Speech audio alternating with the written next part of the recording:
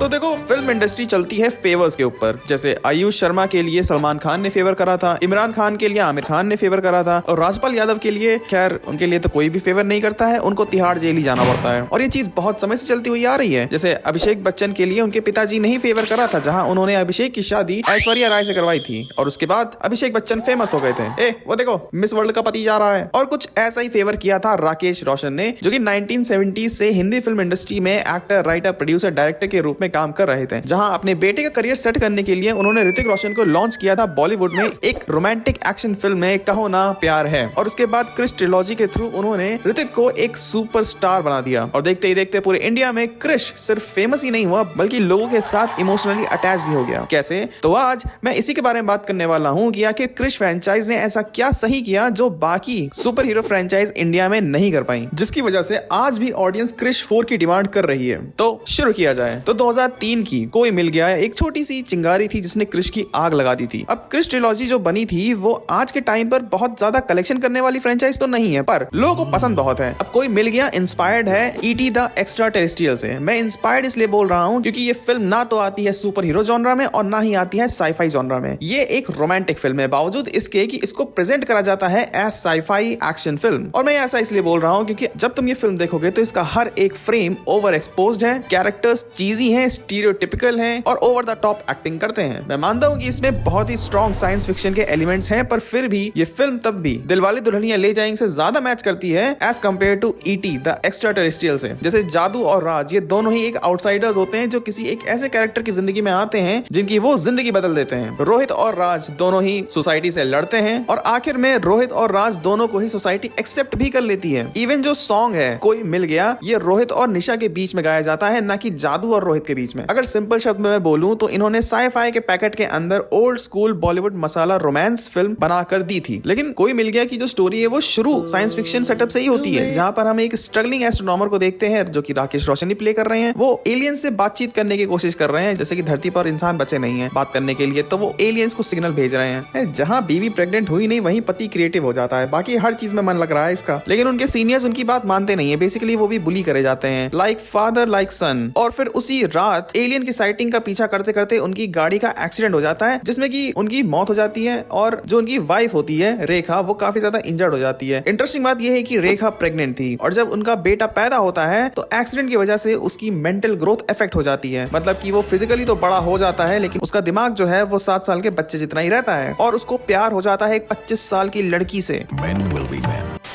और यहीं से फिल्म का इमोशनल कोर शुरू हो जाता है। स्टोरी का मेन हिस्सा रोहित की लाइफ को ही फॉलो करता है, उसकी मासूमियत, उसके जो स्ट्रगल्स होते हैं और कैसे वो प्रीति जिंटा से प्यार करता है। और जब एलियंस अर्थ पर आते हैं तब रोहित को अपने फादर और एलियन रेस के बारे में पता चलता है। और ये सारी चीजें फिल्म में सेकंड हाफ के आसपास होती हैं। मतलब कि एलियंस को इन्होंने सब प्लॉट की तरह यूज करा है स्टोरी के स्टार्ट में, और फिर रोहित के जो एक्शंस होते हैं उसको मोटिवेट करने के लिए। लेकिन तब भी असली फोकस जो है वो रोहित की पर्सनल ग्रोथ पर ही रहता है। जैसे कि उसकी अपनी माँ के साथ जो बॉन्ड होता है, उसकी लव स्टोरी, धीरे धीरे जो सोसाइटी उसको एक्सेप्ट करने लगती है, और हर आधे घंटे में उसको किसी विंडोज वॉलपेपर के सामने नाचना होता है। ये तो अच्छा हुआ ये लोग यूपी में नहीं थे, वरना यहाँ तो कहाँ मिलेंगे बंटी बबली, छोड़ देंगे हड्डी पसली।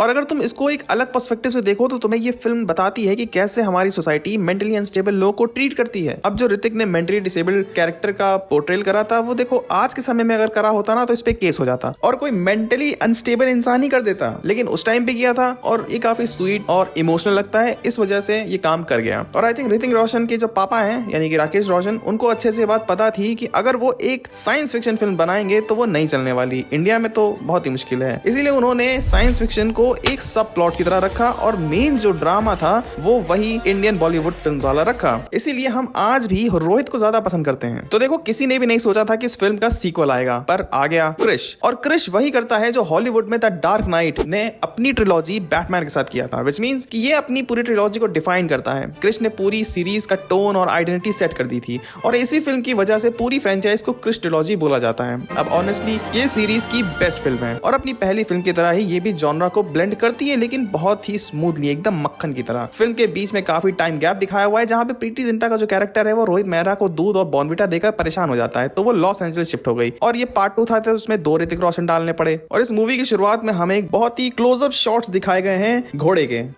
अब ये मूवी भी टिपिकल बॉलीवुड फिल्म जैसी ही है। स्टार्ट होती है गूफी कॉमेडी और स्लैपस्टिक कॉमेडी, मेलोड्रामा है। फिल्म की नई लव इंटरेस्ट के रूप में है प्रियंका जोनस। एक बात समझ में नहीं आती मुझको, ये ऋतिक के साथ काम करने के बाद सारी हीरोइनें देश क्यों छोड़ देती हैं? ऐसा क्या कर रहा है ये? लेकिन धीरे धीरे जो नैरेटिव होता है वो ट्रांजिशन होता है एक प्रॉपर एक्शन मूवी में, और ये ट्रांसफॉर्मेशन इसीलिए काम कर पाता है क्योंकि ऋतिक और प्रियंका का जो रिलेशनशिप दिखाया है फिल्म में वो एक इमोशनल कोर बन जाता है, तो ऑडियंस बहुत ही आसानी से कनेक्ट कर लेती है और नजीरुद्दीन शाह एक पावरफुल विलन के रूप में सामने आते हैं। और सबसे इंटरेस्टिंग पार्ट इस फिल्म का ये था कि ये फिल्म बहुत ही स्मार्टली कोई मिल गया से कनेक्ट कर जाती है। ऋतिक इसमें डबल रोल प्ले कर रहे हैं, एक तरफ से कृष्णा मेहरा, दूसरी तरफ से क्रिश, और इससे जो विलन का कंफ्लिक्ट होता है ना वो और भी ज्यादा पर्सनल फील होने लगता है, और जो हीरो के एक्शन है वो एकदम जेनरिक वाले नहीं लगते हैं। लेकिन अगर एक्शन की बात करें तो देखो बहुत ही सुपर हीरो टाइप का तो नहीं है, ज्यादा फ्लैशी और कार्टूनी भी नहीं लगता है, काफी ग्राउंडेड है। प्रैक्टिकल कॉम्बैट पे ज्यादा फोकस करा गया है। अब देखो टेक्नोलॉजिकल लिमिटेशन की वजह से एक्शन सीक्वेंस का जो स्केल है वो छोटा है, लेकिन ये सरप्राइजिंगली मूवी के फेवर में ही काम करता है क्योंकि जो फोकस होता है वो वीएफएक्स पर नहीं बल्कि कैरेक्टर्स पर रहता है। एक्शन सिर्फ शो ऑफ के लिए नहीं है बल्कि इमोशंस के साथ कनेक्ट भी होता है। लेकिन तब भी कुछ ऐसे सवाल है जिनका जवाब नहीं देती है, जैसे कि ये जैकेट ग्रे से ब्लैक कैसे हो गई।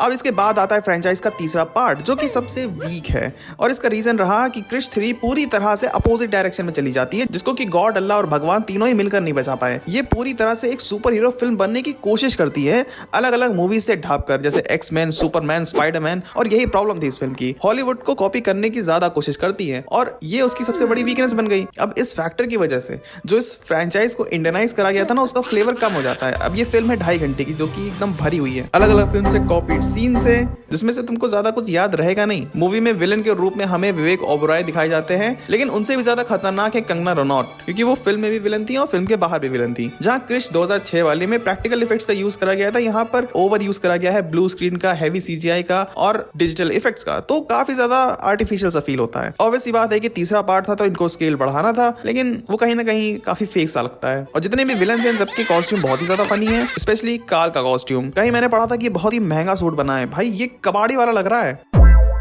और इन्हीं सब की वजह से ये जो सीक्वल था ना ये बहुत ही ज्यादा सोललेस फील होता है। अब मजे की बात ये है कि ये लास्ट पार्ट था इस फ्रेंचाइज का जो आया था 2013 में, तब से लेकर अब तक के हमें एक क्या आधा भी सीक्वल देखने को नहीं मिला है इस पूरी फ्रेंचाइज से। लेकिन पिछले 2-3 सालों में ऋतिक रोशन हमें थोड़े थोड़े हिंट दे रहे हैं कि हाँ काम चल रहा है, पर मूवी कब आएगी ये कोई नहीं जानता है। हाल ही में खबर आई थी कि वायरफ स्टूडियो को अप्रोच करा गया था क्रिश 4 के लिए, जहां पर वो बजट डिसाइड करेंगे इस फिल्म का, लेकिन उन्होंने साफ साफ मना कर दिया है। उन्होंने बोला कि हम देखो 350 रुपए दे पाएंगे क्योंकि वॉर 2 के बाद हमारा घी खत्म हो गया है। शिट। और ये सब सुन के बहुत ही बुरा लगता है। मतलब वॉर 2 जैसी फिल्म के लिए तुम लोग 400 से 500 करोड़ खर्च कर सकते हो, बट एक ऐसी फ्रेंचाइज जिसके लिए आज भी लोग एक्साइटेड हैं उसके अगले पार्ट के लिए कि कुछ तो बना के दे दो भाई, उसके लिए तो अब पैसे नहीं है, कैसी बात कर रहे हो। वैसे अगर पैसे कम पड़ रहे हैं तो सोनू सूद शायद मदद कर सकते हैं, नहीं? So that's it for this video. चलो मैं जा रहा हूँ ये पता करने की आखिर जादू बहन आखिर कौन से प्लेनेट से आया था। अब अगर तुमको ये जानना है कि कैसे धुरंधर इंडिया की नंबर 1 फिल्म बन गई तो राइट वाली वीडियो देखो, और अगर तुमको ये जानना है कि कैसे ओटीटी हमें पायरेसी करने पे मजबूर कर रहे हैं तो लेफ्ट वाली वीडियो देखो।